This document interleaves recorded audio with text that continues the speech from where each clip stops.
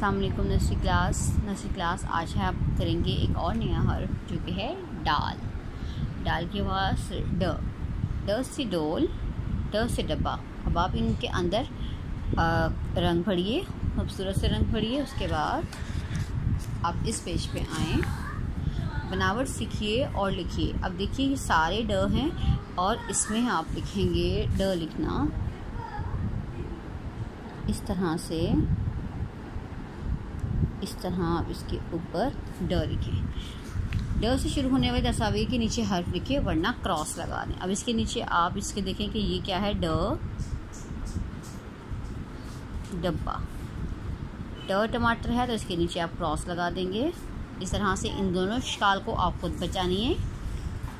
उसके बाद प्यारे बच्चों आपने करना है जाल। जाल से शुरू होने वाली जो तस्वीर है उसमें आपने रंग भरना है। जाल से ज़ख़ीरा या जा से दरवाज़ा। तो जो ज़ख़ीरा है उसमें हम रंग भर लेंगे। हरूफ को तरतीब से लिखें। ये सारे हरूफ आगे पीछे करके दिए हैं।